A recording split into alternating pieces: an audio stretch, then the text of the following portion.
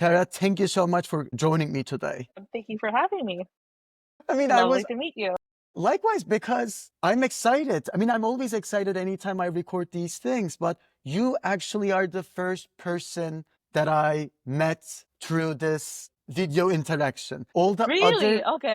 I've been doing this for the last, I would say, 45 days. And all these other people that I recorded, I already met them before, either through, a previous work experience, through school, whatever. But, recently my very good friend, colleague, Sinem, she was like, Orchun, I think I know the person you gotta talk to. And then, she kindly connected us both. And I was telling you, although I don't know you that well, we have some similar backgrounds in our history. I see that, you are from Singapore Management University, which was the place that I had my undergrad exchange. I love SMU. In fact, surprisingly, today I received an email from them saying, oh, our summer exchange program is live, accepting active applications again. Spread the news. So, here we are. I'm very excited to meet you. But, before, I have some questions for you, obviously. You are now the founder of Pickle. I have some questions about Pickle, your journey, your life. But, before all this, if I were to ask you a very simple question, which is, who is Kara in your own words? What would you say? So first of all, I think it's really great to meet you, and I'm surprised. You seem like you've been doing this for a while and you're very good at meeting like many different people, and you came very highly regarded. On that question of like who is Kara, I guess like this is so hard, and I'm gonna give you like a very bad answer maybe, which is like Kara is from many different places and have many different backgrounds and can do many different things, right? So I'm Filipino. I grew up, I think in our conversation earlier, I was born in the Philippines. I grew up in Singapore, our connection there. I actually spent some time in Hong Kong, Indonesia. I moved to London. I'm now in New York in the Upper West Side. I worked across different startups, big mega conglomerates across different countries as well. So I guess like that's like I get multifaceted, like the jack of all trades of many trades is how I would call myself. But I love people, and I think that's kind of like the big driving force around what I do. That sounds beautiful. I'm excited for our chat. And I think, I just want to immediately dig deep into my first question. You obviously, before jumping into this video chat, I stalked you. And I was Okay. searching who you are, your LinkedIn previous post. I Googled you. I was there in this one page, that other page. And initially I saw your educational journey. You had this experience in Singapore Management University for undergrad. Then you have this experience, like this MBA program at Oxford, and then you have a little exchange there at Berkeley. So it's, I think, fair to say your educational journey spans across continents. Mhm. And as a person who also experienced that different locations during my educational history, I can confidently say I think it just changes people quite a lot. Anytime you just step out of your country, your comfort zone, you find yourself in a classroom space meeting with, all these other brilliant, excited minds all around the world. I'm just curious, all these experiences in Singapore, Oxford, Berkeley, how did they change your perception? How did they prepare you for, what you've been doing today, what you have done at Getir, Gorillas, Unilever? Can you just, walk us through a bit of that, Yeah. please? I guess it's like it changed formed me and changed me like I guess in two ways. I think one is like because you've been to so many different places, like this you're just I don't know, I feel like I grew up naturally more open to ideas. Like nothing is necessarily right or wrong because I think if you've only known one thing in your life, that one thing almost naturally is like the right thing to you, if that makes sense. Whereas if you're, I think with you and I and other people who have moved different places, you'll realize that right and wrong is like it's almost like upside down in many different places, and things are just different. Like because things are different doesn't mean they're right or wrong, right? I think that's kind of like a mode or mentality that you have because of like growing up in these different places. And that I think second is like there's really a lot to learn from like different parts of the world. And I'm saying this because so I was born in the Philippines, and I don't know if you have this experience, but maybe it's about putting like the US or the UK on a pedestal, and then maybe like, oh yeah, from where I come from, that feels like the gold standard. And then maybe realizing that, oh, actually, there are things that are like in my own country or in my own backyard that these people don't know about that is actually a great and brilliant idea that you could bring to everyone else, right? So, for example, I think one of the crazy things I was reflecting on this before our call was the first time I experienced ultra fast delivery was actually in Singapore in 2017. I don't know. I feel like it's something that wasn't really a concept in the US or in the UK. It was definitely a concept with Getir in Turkey, right? But it's like these ideas that might not be revered as the most innovative startup hotbeds that good ideas can actually come from, right? So I think that's kind of, and I think one of the things that always shock people when they come to Asia, which I think is an amazing thing, is were you in Bangkok by any chance? Yes. Or when like people could just call some motorcycle and you jump on the back of a motorcycle and it's basically Uber but on the back of someone's motorcycle. It's crazy, right? Such a great idea. And I think that's something that comes naturally or organically from Asia, building on ideas from let's say from like Uber, right? But there's like so many good ideas all over the world. It's not just really concentrated in I don't know, San Francisco or New York. I mean, such a valid point. I think, I've been saying the same things to most of my friends anytime I reflect on my Columbia grad school experience. I think I always had this idea of, okay, the moment I will step into New York and I will study at this school, I will realize a new door in my life or in my vision will be opened. But what I realized, I think one thing that made my experience at school so enriching, apart from the classes, the professors, and all the activities happening at school, I think this sense of the world, like your classmates coming from all over the world. And the moment a faculty asks a question, I had friends like yourself raising their hands and introducing a concept or an experience from their home countries. I was there saying, oh, by the way, in Turkey, this is how it's done. And then there was this another friend saying, oh, in Brazil, this is how it's done. And I think those moments made me so aware that there are crazy, innovative, different practices everywhere. And thinking one place and their innovation is much better than another is actually pretty misleading. But thank you Uh-huh. so much. Thank you so much for your answer. What I'm curious, so, before, I mean, you said Getir, and maybe some of the Turkish friends of mine watching this might say, why did she bring up Getir so easily? And now probably they will be also realizing that you worked at Gorillas and Getir. But before your Gorillas and Getir experience, you spent almost 6 years at Unilever, which again is, I think, one of the most known brands of corporate world. So, you had this 6 years in corporate world, a global brand doing a lot of operations in numerous countries, and then you jump into world of, I would say, we can call it startup, jump into Gorillas. So, how was that transition like for you? Or if you were to say, Orchun, from that 6 years of Unilever, I actually brought these perspectives or experiences to my next stage in professional life where I was working in high growth startups. Yeah, that's a great question. And I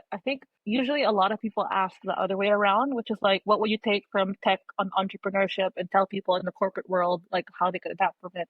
But actually, I think there were a couple of things that really helped me, like drawing experience from those 6 years in Unilever and like into like a hyper growth startup, right?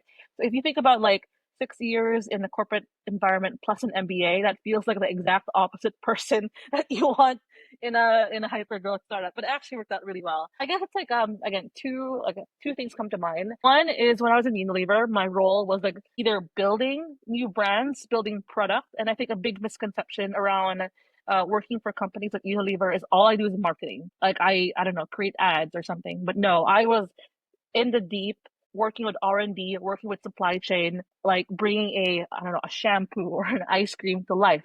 And it's still the same process of like product development, listening to your like users or your customers, figuring how to work with your software engineers or your scientists or your supply chain to deliver it and delivering it on time. So like the theory of it isn't really that different. It's just more of like one is a software product.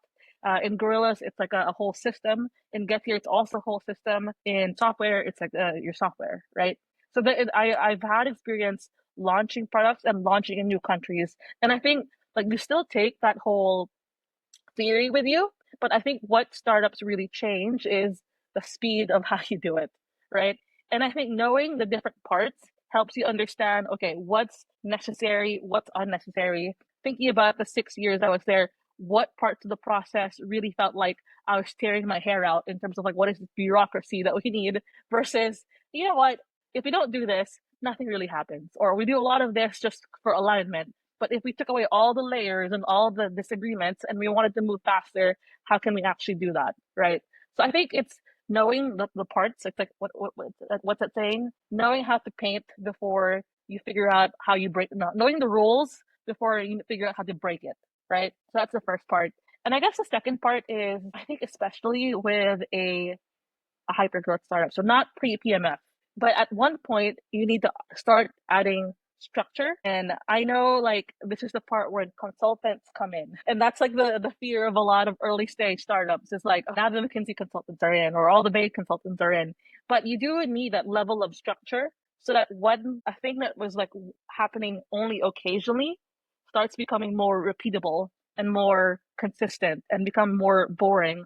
One of the, I think, the most enlightening things that I've learned from the CEO of Girls is like, we do things so that they become boring, right? And boring is the goal because boring means it's predictable and we can do things faster and we can do other things once we've mastered like the core stuff. Right? I think that's kind of like what I learned from the corporate world and how that helped in Gorillas and Getir. I like the sentence of boring is the goal. It Yeah. sounds like it doesn't sound smart, but when you just think a little more on it, I think boring just is in a way any person saying, "Oh, I got this. This is something I do every day, and I feel so confident doing this, so we are safe." And I think it is a key for growth, just maybe to focus on making sure things feel more predictable, more boring, more mundane. I see. And before, I want to obviously focus more on Pickle, but before jumping into the parts of this conversation that are focusing mostly on Pickle, I also want to just briefly ask your experience at Gorillas and Getir.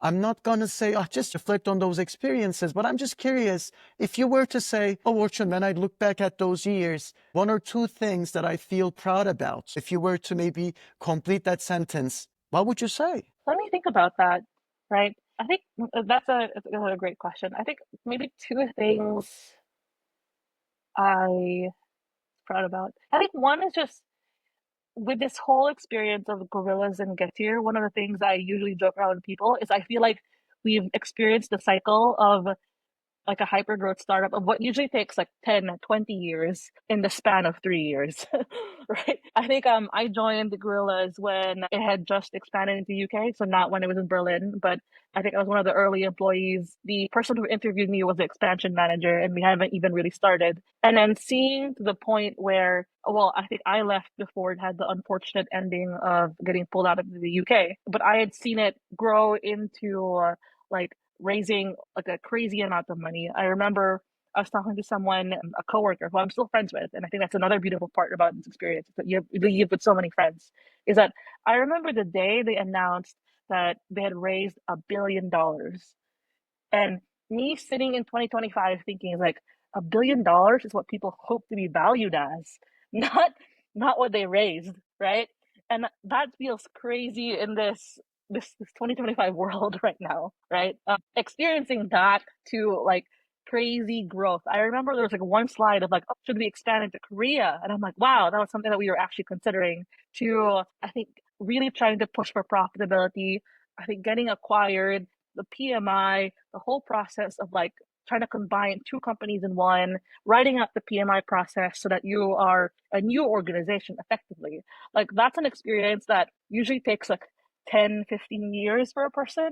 And I think that happened to me in like 2 years, 3 years. I don't get me wrong, like I needed a break after that. And so did a lot of people I did this whole experience with. But I think the first one is just like experiencing like the highs and lows and the journey of like what the startup world can bring in such a short period of time, right? And I think the second part is I think like it's really like the being able to take a crazy idea and push it to the limits and all the like working on something incredibly innovative, like the idea of like groceries in 15 minutes, right? With incredibly smart people, right? I don't know if it's a tangible thing, but it's something that I still take away with me every single day. It's all the people that I've met and all the incredibly smart people that I've met along the way who I still keep in contact with and all the connections I made. That sounds beautiful. And I think one reason that I feel so excited about, having this conversation with you today and getting to know you better is I really enjoy human stories where without talking to that individual, it is really hard to understand how, they figured out their journey. For instance, when we take a look at your case, so you study in one country and then you start working at a place like Unilever. And then next thing we see, you are doing your master program in UK. And next thing we see you at this place called Gorillas. Then the next thing we see you at Getir. And then hopes next thing we see you are in, US. And now all of a sudden, if a person would search your name, they will realize you are actually doing something completely different with Pickle, building your own startup and redefining the way people get hired, find their opportunities in their professional lives in healthcare. Without talking to you, there is literally no way for me or probably anybody else who doesn't know you to just understand, oh, I'm pretty sure Kara thought about this at this stage in her life, and that's why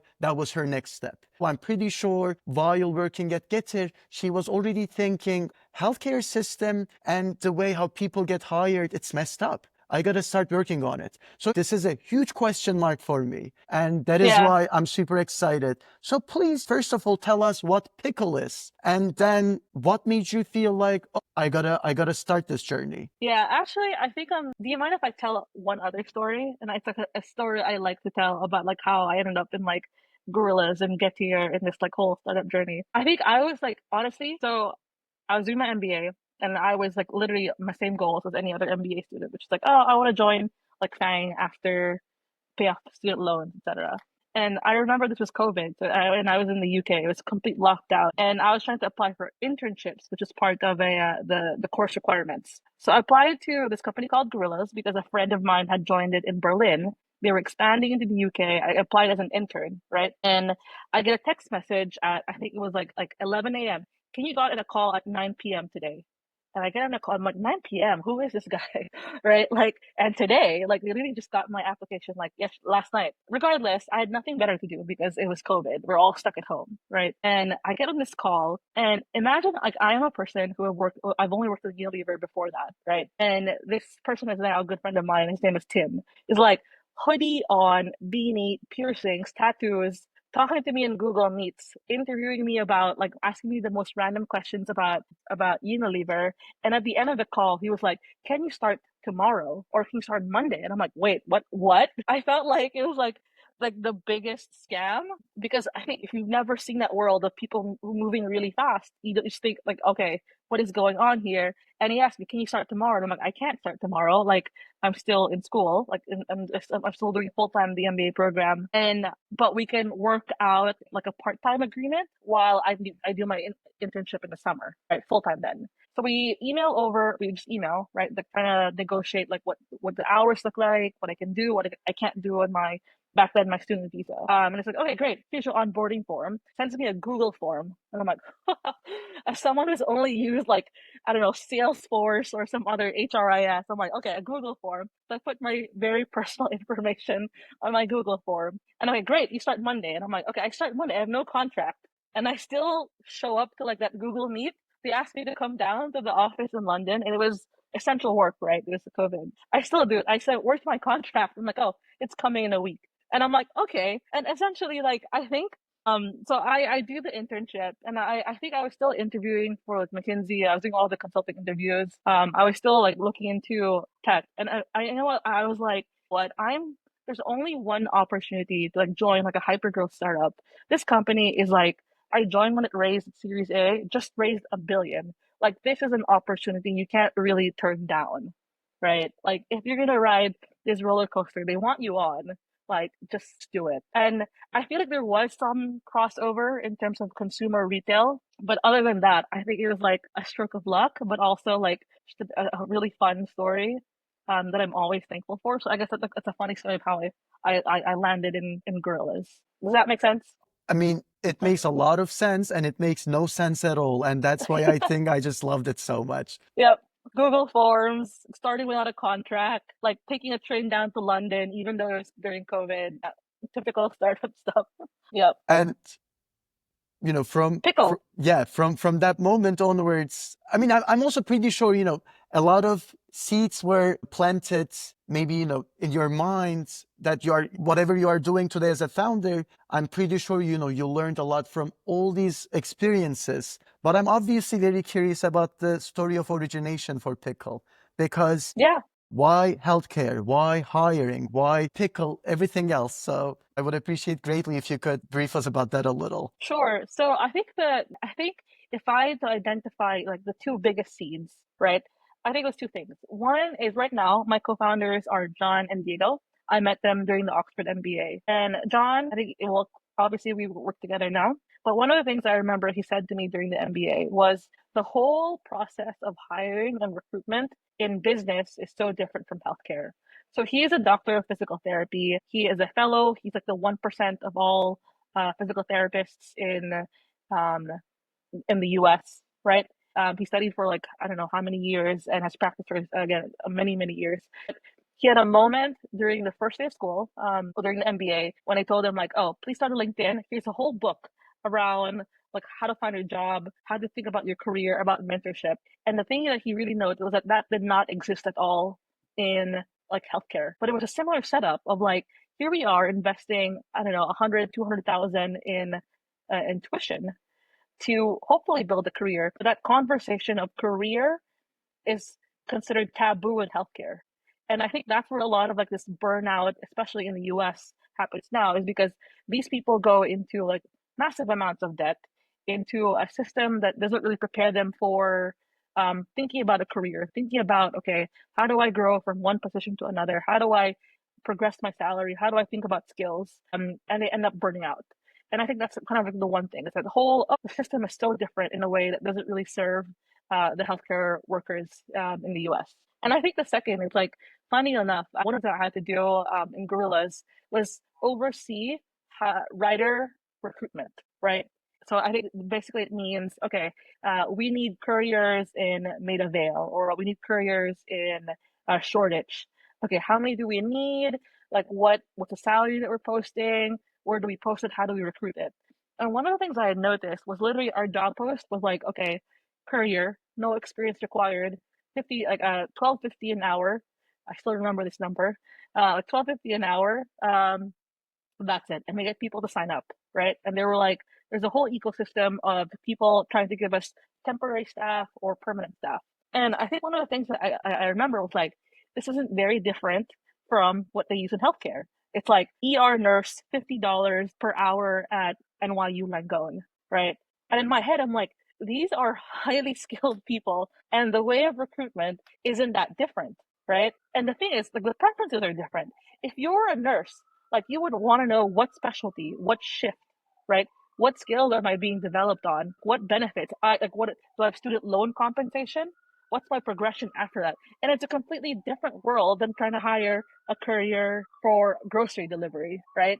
Yet you're using the same methodology. And one, I think I would like to say that we did a good job in terms of hiring couriers, but obviously it doesn't work that well in the US because there's a huge shortage of healthcare workers. Time to hire in healthcare is more than 3 months. Companies are spending upwards of like, I don't know, 20% of salary just to try to fill roles. And labor costs is one of the reasons of why all different healthcare organizations are able to make turn a revenue or turn a profit rather. So there And you go. oh my God. Yeah. What makes me curious is, so you are in a way, disrupting obviously an industry that already had some practices, although, those practices are not friendly for most of the people out there.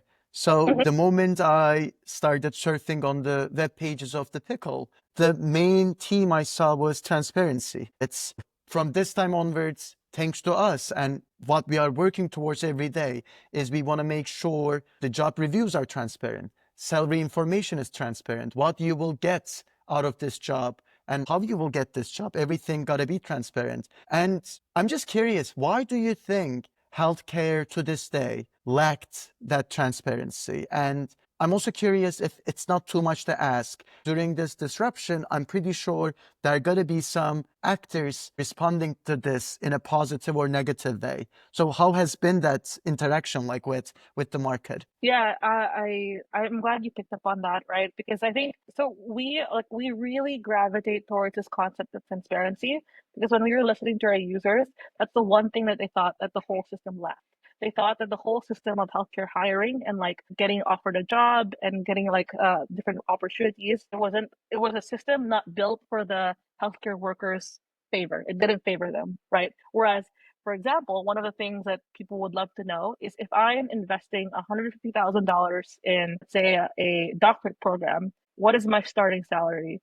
We actually ran a survey with different final year students in a DPT program.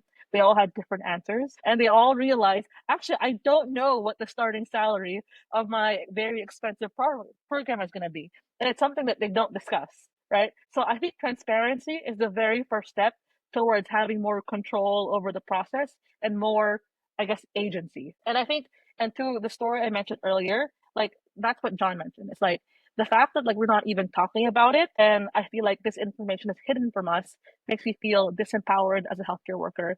And in a system where this in healthcare, where it's so dependent on your healthcare workers, like I feel like they should be your number one user or customer in this organization, right? So I think that's one.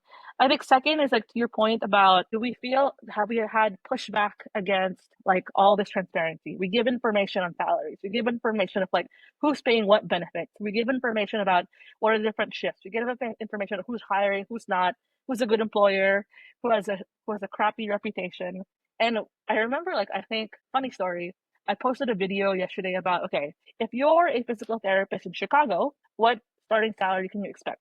Right? We listed it down based on data that we have that at the very minimum, people are offering 6K, right? Someone commented on TikTok. I'm sorry if this doesn't feel meaningful to you, but someone commented on TikTok, new grads don't deserve 6K, right? And I think it was a small clinic owner, right? And I think it's this mentality that makes healthcare hiring broken, is that this clinic owner doesn't see that the market is offering 75K. They're trying to offer or lowball all these healthcare workers, get subpar results because they think this is what the market is, but the market is at 75K, right? And then they're going to complain that they're not hiring. So I think on the other hand, this transparency is also helping the healthcare organizations. They now know, like, instead of like finding their way around the dark, what people are looking for, right? What sort of, I think we have lots of different data sets of not just salary, but what benefits are people are looking for, what sort of contract types people are looking for. And they're able to take this and make sure that what they're also bringing to the market fits that. I love it. Yeah. I love it. It's exciting, and I think these are the moments that make me feel like this is the reason why I love technology. This is the reason why I love transparency, and I hope it will be growing more and more every day, and more clinics will adopt using Pickle. I'm just curious, and I don't want to overstep by asking this, but I'm just curious about the plans. When I looked at the website, I saw that currently you guys are active specifically in New York, and the website says, oh, stay tuned, there will be other cities, other countries possibly. So this is one question I had, like, how are you guys planning to scale beyond New York City? And also, the previous question I asked you, transparency is really important. Pickle is dealing with this within the healthcare system and how people in the healthcare industry are finding jobs. But while I was asking you this, I also kind of reminded myself, this problem is not necessarily only within the world of healthcare. This problem is, in a lot of different sectors as well. So, is there any future possibly for Pickle to, expand through different cities, different verticals? What are the plans in the medium term or like maybe in the long term for you and your team? So I think a couple of exciting things are coming up, right? So I think one is like we're focused on New York just so that we ensure like a good experience. I think it's a classic marketplace principle of like making sure you nail like one niche and you have like all the transactions happening there, right? I think that's like kind of our main principle or motivation behind it. I think what we do want to do is expand into more cities. And I think I don't have a timeline for that just yet, but I think so far in the last couple of months, we've been like growing the number of companies that we work with. I think we've had like 200 people, we place 200 people through Pickle like every single month. It's growing. The number of people using Pickle to find a job is also growing. I think what we're focusing on next is, of course, expanding geographically. There's another exciting project that I can't really mention right now because like we're like super in the midst of it, and it's really taking all of our learnings, especially from the data side, to see how really we can help healthcare organizations hire. Right. I think on the point about we want to expand to different verticals, meaning outside of healthcare, I think one of the most, I guess, magical things about Pickle is the fact that we're so focused on healthcare, right? Being able to create like specific features for healthcare is one of the reasons why people like using Pickle over LinkedIn or Indeed. As a very concrete example, one of the things that we really want to push for is like showing what the productivity expectations, aka how many patients am I expected to see on Pickle versus this sort of information is not really available on LinkedIn or Indeed, right? Like healthcare really isn't on LinkedIn, whereas if you go on Pickle, you feel very seen. In fact, even within like what we're currently doing, we have so many like nurse specific requests or physical therapist specific requests or occupational therapist specific request or radio tech specific request that even then there's so much that you could do for each profession. And I think it's really balancing that. It's like how much we want to do for each profession versus outside of healthcare. And definitely we don't want to do outside of healthcare because our superpower is like building for the healthcare worker more than anyone else. Totally makes sense. In a way, it just reminds me of the saying of, less is more. And I'm not saying, healthcare is less because it has all these like sub verticals and all that, but I totally understand the vision of this is what we do. And we just want to make sure we create the perfect experience for job seekers finding their next roles within healthcare system. And by the way, I also loved, anytime I talk with a person building a new thing, I just love it when they say, oh, there's actually something super exciting right now. I cannot tell you this, but stay tuned. I mean, it's a good sign. Exciting I things are will, I always. will, I will keep following you closely, and I will also keep following the Pickle closely. But I think, these were all my questions, Kara. If I'm thinking, yeah, that's it. And thank you so much. I just really enjoyed listening to you. And again, I wanted to thank Sinem because she was super kind, being like, oh, Orchun, I know who you should meet. And you were so kind enough to say, okay, I would love to dedicate some time of my day to a stranger just to see where that conversation will take us. Means a lot. Means really a lot. I Thank you mean, so much. Cinema's great. You're great. I love meeting you. I think next time I hope that I get to ask questions to you this time. Of course. I mean, anytime. Given we both are in New York and we just had this conversation, apparently our offices are not that far away. So who knows? Uh-huh. Maybe, coffee chat is waiting for us in the next couple of days, which would make me so happy. Perfect. Okay, then I am stopping this record now. Is there any last thing that you want to say? Any last words from Kara for any person watching this, thinking of using Pickle? I suppose so. If you're a healthcare worker, please use Pickle. Like we've built this amazing job seeking platform that favors you over anyone else. We've had multiple, almost thousands of people use it to find jobs that they love, and we want to hear from you in terms of what we should build next. Right. I think if you are not a healthcare worker, you probably know a healthcare worker, so please share it with them as well. That's pretty much it. Sounds like a perfect ending to me. Thank you so much.